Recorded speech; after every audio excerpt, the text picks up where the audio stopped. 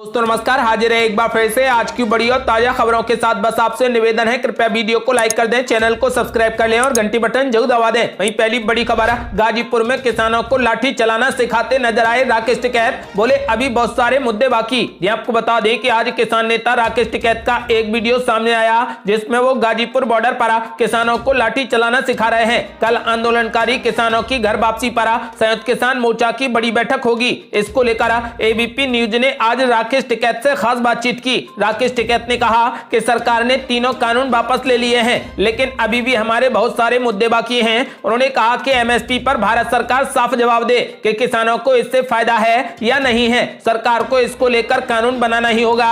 उन्होंने कहा कि इतने लंबे आंदोलन सरकार की गलत नीति से चलते हैं। आपको बता दें कि राकेश टिकैत ने आगे कहा कि ये आंदोलन किसी की वजह से नहीं है, ना ही पक्ष की वजह से और ना ही विपक्ष की वजह से। मैं उन किसानों को छोड़कर नहीं जाऊंगा जिन पर मामले दर्ज हैं। संयुक्त किसान मोर्चा की जिम्मेदारी है कि वो सरकार से हर मुद्दे पर बात करे। अगली बड़ी खबर, किसान नेता राकेश टिकैत ने दिया नया नारा, कहा एमएसपी अभी नहीं तो कभी नहीं। ये आपको बता दें कि किसान नेता राकेश टिकैत से गाजीपुर बॉर्डर पर खास बातचीत की गई। इस दौरान उन्होंने कहा कि आंदोलन अब मजबूत होगा। हमारा नारा है एमएसपी अभी नहीं तो कभी नहीं। भारतीय किसान यूनियन के नेता राकेश टिकैत ने कहा कि कोई भी किसान कहीं नहीं जा रहा। आंदोलन में अब भीड़ बढ़ने लगी है, अपने अपने बॉर्डर मजबूत किए जा रहे हैं। इस किसान नेता ने कहा कि कल और तस्वीर साफ हो जाएगी कि आंदोलन आगे कैसे चलेगा। उन्होंने कहा कि सरकार को यह लग रहा है कि आंदोलन समाप्त हो रहा है, लेकिन आंदोलन अभी समाप्त नहीं होगा। उन्होंने कहा कि जिसकी बात कही जा रही थी कि पंजाब के लोग जा रहे हैं, कोई कहीं नहीं जा रहा।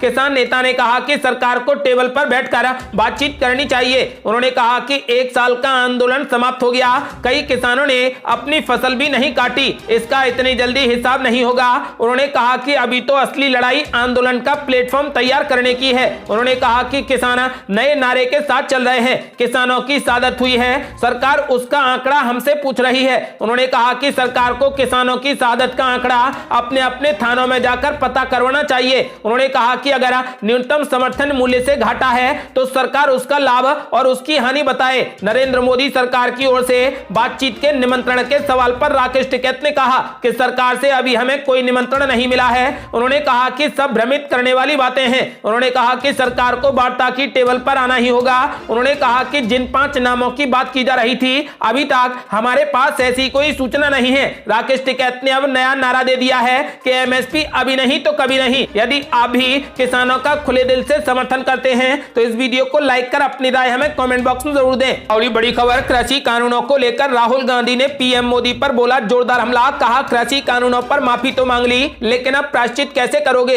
ये आपको बता दें कि कांग्रेस के पूर्व अध्यक्ष राहुल गांधी ने वापस हो चुके कृषि कानूनों को लेकर एक बार फिर केंद्र की नरेंद्र मोदी सरकार पर निशाना साधा है। राहुल गांधी ने कहा कि जब पीएम मोदी ने कृषि विरोधी कानून बनाने के लिए माफी मांगी है तो संसद में बताएं कि प्रायश्चित कैसे करेंगे और लखीमपुर मामले के मंत्री को बर्खास्त कब करेंगे। शहीद किसानों को मुआवजा कितना और कब मिलेगा। सत्याग्रहियों के खिलाफ झूठे केस वापस कब होंगे। एमएसपी पर कानून कब बनेगा। इसके बिना माफी अधूरी है। आपको बता दें कि किसान संगठन और विपक्ष लगातार सरकार से किसान आंदोलन के दौरान मारे गए किसानों के परिवार वालों को मुआवजा देने की मांग कर रहा है, लेकिन 2 दिन पहले केंद्र सरकार ने संसद में कहा कि साल भर से चल रहे किसान आंदोलन के दौरान कितने किसानों की मौत हुई है इसका कोई आंकड़ा नहीं है, इसलिए मुआवजा देने का सवाल नहीं उठता। आपको बता दें कि राहुल गांधी ने जोरदार हमला बोला है। राहुल गांधी ने कहा कि कृषि कानूनों पर माफी तो मांग ली, लेकिन इसका प्रायश्चित कैसे करोगे। और बड़ी खबर, किसान नेता राकेश टिकैत से कांग्रेस का क्या रिश्ता है। रणदीप सिंह सुरजेवाला ने किया बड़ा खुलासा। ये आपको बता दें कि किसान बहाना मोदी निशाना सत्र में कांग्रेस नेता रणदीप सिंह सुरजेवाला ने किसान नेता राकेश टिकैत से रिश्तों पर भी खुलकर बात की। उन्होंने कहा कि हाँ, राकेश टिकैत से हमारा रिश्ता है और मैं आज इसका खुलासा करूंगा। दरअसल सुरजेवाला से सवाल किया गया था कि भारतीय किसान यूनियन के नेता राकेश टिकैत से आपका रिश्ता क्या कहलाता है और बार बार आरोप लगते हैं कि आप राकेश टिकैत के साथ कुछ मैनेज कर रहे हैं। इस सवाल पर रणदीप सिंह सुरजेवाला ने अपने जवाब में कहा कि हमारा राकेश टिकैत जी से रिश्ता है। बिल्कुल सही कहा और आज मैं इसका खुलासा भी करूंगा। हमारा उनसे जमीन का रिश्ता है, पसीने का रिश्ता है, मिट्टी का रिश्ता है, मेहनत का भी रिश्ता है, भाईचारे का रिश्ता है और गांव के पड़ोस का रिश्ता है। सुरजेवाला ने राकेश टिकैत से रिश्तों पर यह भी कहा कि जमीन और मिट्टी का रिश्ता जो देश के हर किसान और मजदूर का एक दूसरे से वो उनसे हमारा है। गौरतलब है कि 3 कृषि कानूनों के विरोध में दिल्ली की सीमाओं पर किसान पिछले साल नवंबर से प्रदर्शन कर रहे हैं। किसानों की मांग पर अब केंद्र सरकार ने तीनों कानून वापस ले लिए। बावजूद इसके किसानों ने आंदोलन खत्म नहीं किया है। दूसरी तरफ कांग्रेस ने लगातार किसान आंदोलन को समर्थन दिया है। संसद के कांग्रेस इस मुद्दे को उठाती रही। सत्ता पक्ष की तरफ से ये आरोप भी लगते रहे कि विपक्ष किसानों के कंधों पर बंदूक रखकर सरकार को घेर रहा है। अब जबकि कुछ किसान संगठन आंदोलन वापसी के संकेत दे रहे हैं, तो वहीं राकेश टिकैत ने साफ कर दिया है कि एमएसपी समेत बाकी मांगों पर जब तक अमल नहीं होगा आंदोलन चलता रहेगा। और बड़ी खबर, केंद्रीय मंत्री रूपाला का बड़ा ऐलान। बोले किसानों के कंधों पर बंदूक रखकर चलाने का आरोप हुआ साबित। ये आपको बता दें कि किसान बहाना मोदी निशाना सत्र में केंद्रीय मंत्री पशुपालन एवं मत्स्य पालन मंत्री पुरुषोत्तम रूपाला और कांग्रेस के मीडिया प्रभारी रणदीप सिंह सुरजेवाला शामिल हुए। आज तक की सीनियर एंकर अंजना ओम कश्यप ने इस सेशन को मॉडरेट किया। अंजना ने सवाल किया कि किसानों के कंधे पर बंदूक रखकर विपक्ष सरकार पर हमले कर रहा है और हकीकत यह है कि कानून वापस होने पर भी हालात जस के तस हैं। और विपक्षी ये भी आरोप लगा रहा है कि सरकार ने यूपी चुनाव में हार के डर से कानून वापस लिए हैं। इस सवाल के जवाब में केंद्रीय मंत्री पुरुषोत्तम रूपाला ने कहा कि किसानों की मांग थी कि कानून वापस ले लिए जाएं। अब कानून वापस ले लिए, लेकिन किसान अब भी नहीं गए। इसका मतलब क्या हुआ? ये डिमांड सही थी या इसके पीछे कोई था? इससे साबित होता है कि किसानों के कंधे का इस्तेमाल करने के जो आरोप थे वो एकदम सही थे, क्योंकि जब आंदोलन शुरू हुआ था तब काले कानून वापस लो की मांग थी और कांग्रेस के नेता तो यहां तक कहते थे कि आप कानून वापस ले लो, हम डिस्कस भी नहीं करना चाहते। अब कानून वापस हो गए हैं तो फिर ये आंदोलन जारी क्यों है? और ये बड़ी खबर, बेरोजगारी और महंगाई के मुद्दे पर जमकर बरसे हार्दिक पटेल। बोले मोदी सरकार से रोजगार ना मांगे तो किससे करें सवाल। ये आपको बता दें कि एजेंडा आज तक के कार्यक्रम में शामिल हुए बीजेपी प्रवक्ता संबित पात्रा और कन्हैया कुमार के बीच में तीखी नोकझोंक देखने को मिली। वहीं कांग्रेस नेता हार्दिक पटेल ने बेरोजगारी और महंगाई के मुद्दे पर मोदी सरकार को जमकर घेरा और कहा कि रोजगार पर सरकार से सवाल ना करें तो फिर किससे सवाल करें। गुजरात कांग्रेस के कार्यकारी अध्यक्ष हार्दिक पटेल ने कहा कि कोरोना महामारी के दौरान किसी को भी तकलीफ थी तो हम लोगों ने उसकी मदद की। यही राष्ट्रवाद है। हमने इस देश को मजबूत करने के लिए लड़ाई लड़ी है।